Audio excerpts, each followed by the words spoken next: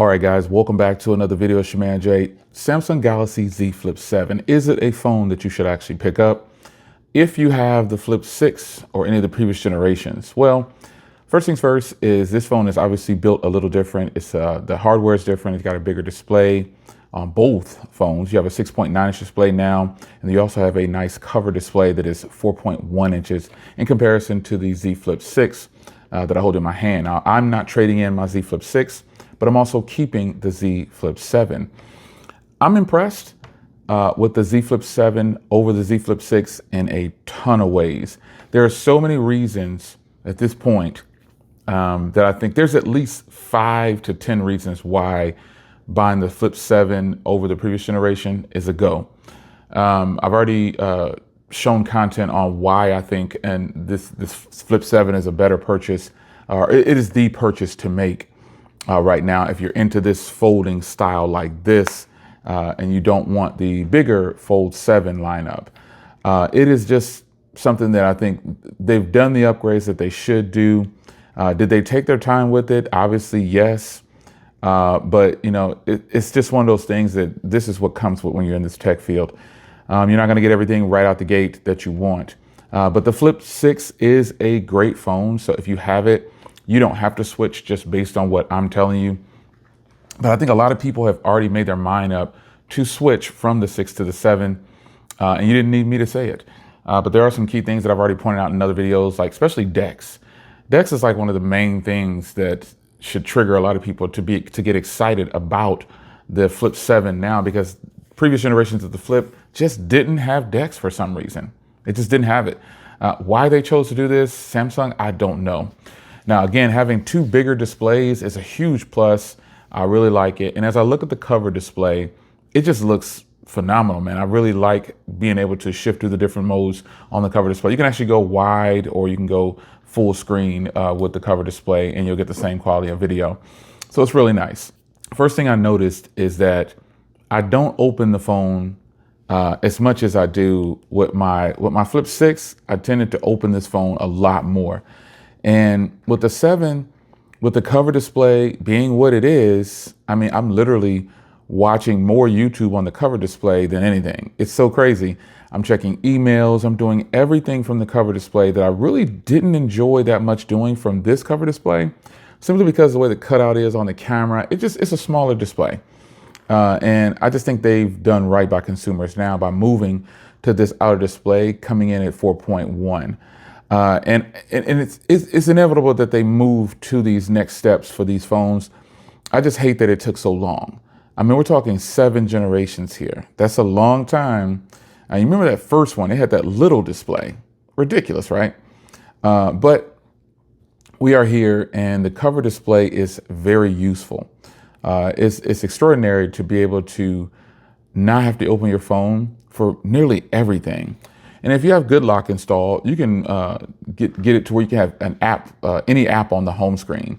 And I think that's a huge thing. But if you heard me say earlier, I've been watching a lot of content, YouTube on the front display, and it's just a huge win.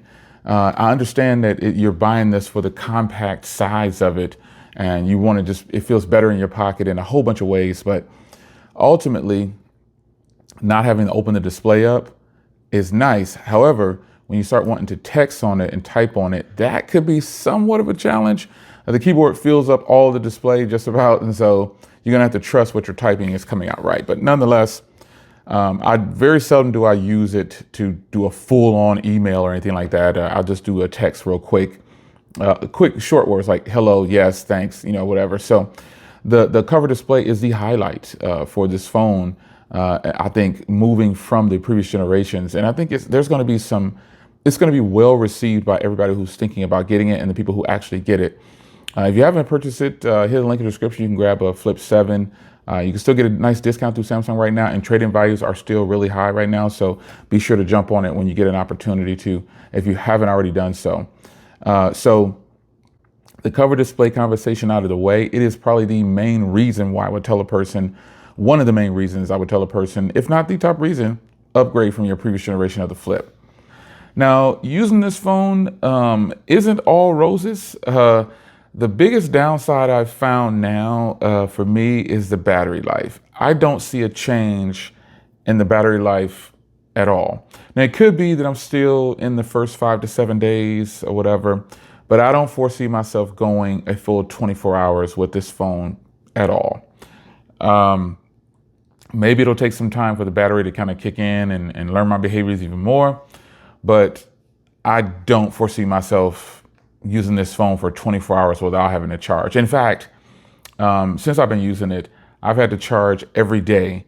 And now I don't even bother looking at the battery. If I'm sitting somewhere, I just plug it up or put it on a wireless charger because I don't trust that I can make it full through. I can make it through an 8-hour day. But honestly, it's kind of pushing it. This battery may be bigger, but the battery isn't. And remember, I always say the same thing. Battery depends on you. And I have these same apps I backed up from my S25 Edge. Everything's the same on this phone. The screen is just a direct transfer, and it's just not as good battery. The battery is right now, I think, is the weakest point of this phone. For me, that is. Some of you guys might have this phone, and I'm not even on my phone that much. I do more phone calls than anything. And when I do phone calls, the screen is off. I'll have it down or in my pocket or something, but this phone just can't handle the regular tasks that I throw at it without teetering away really fast. Now, you consider that being said, what is a regular task for your man, Jay Will? Well, cameras. Cameras. When you use the cameras on any phone, it really pushes the battery life. It pushes the battery really hard. So bear that in mind if you're a person who likes to record. You definitely can put it on a battery charger while you're doing it, while you're recording. I don't have it on a battery charger right now. I just have the DJI mic plugged in, but I could run power through the receiver and charge the phone. If I was going to do like a long stream or something with this phone, then obviously, yeah, I'd go ahead and plug in the power through the DJI mic receiver and make sure the battery stays charged. But with that said, it's not the worst thing in the world. I just wish I could get like I can go 24 hours, but that's what light usage. It's what light usage. So those who want to measure screen on time, well, I definitely can bang out 5 to 6 hours of screen on time, but the phone doesn't last 36 hours or even 24 hours. It's not going to happen. For me, it's not. So if you're buying this phone and you're concerned about battery, that is how it's been for me. And I'm not a heavy user, but I'm still on it enough. I do a lot of recording and photos. So battery life, just be warned. You might run into some issues where you just need to always make sure you're on a charge. Like even when you're not using it, throw it on the charger. Yeah, and you'll always be good to go no matter where you're going. So speaking of cameras, like I said, this is the camera, but I want to show you photos that I've taken with this phone. You can put it into 12 megapixel or for like the basic functionality features, but if you go to 50 megapixel, I think you'll be impressed. I'm really happy that, the cameras on here are at least really good. I don't think they're a low quality camera. I think it's the person holding the phone that's taking the shots. I've seen people take photos with phones and I'm like, you got that from a phone? And they're like, yeah. So any phone can do well. I always say it can do well outside. Most phones are great outside. They don't have an issue with shooting in sunlight at all. The brighter it is outside, the better most photos will be. Now, the digital zoom on here, it's okay. A lot of people want a telephoto lens. I don't have to have a telephoto lens. I would rather have a wide angle lens because I would like to, I think that's more beneficial to me. If I'm doing vlogging or something like that, or I'm trying to get a photo with more people, it's better to have a wide lens or ultra wide lens. And now these camera lenses are a wide and ultra wide. So you do have an ultra wide lens and you do have the regular camera lens that is a wide, but it's also got digital zoom. And the digital zoom is decent.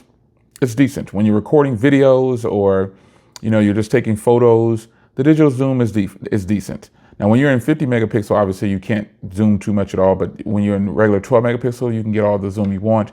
But video for digital zoom is decent.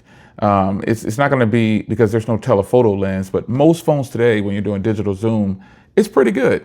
Everything has AI involved now, so it can clean it up very well. So I would say these cameras are a step above a mid-tier set of cameras. They're high-end cameras for sure.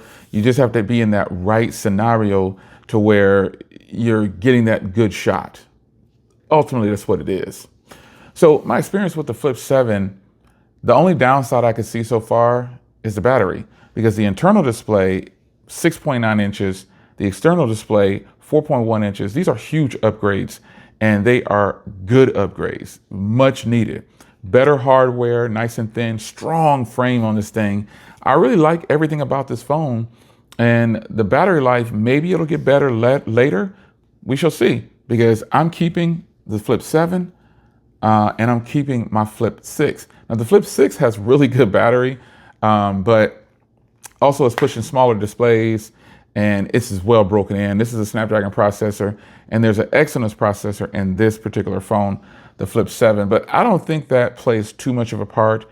Okay, now it does play a part, but I think them putting a bigger battery in here, maybe the Exynos 2500 is a power hog. I don't know.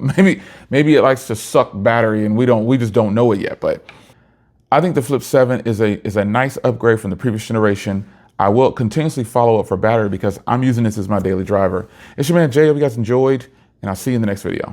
Take care.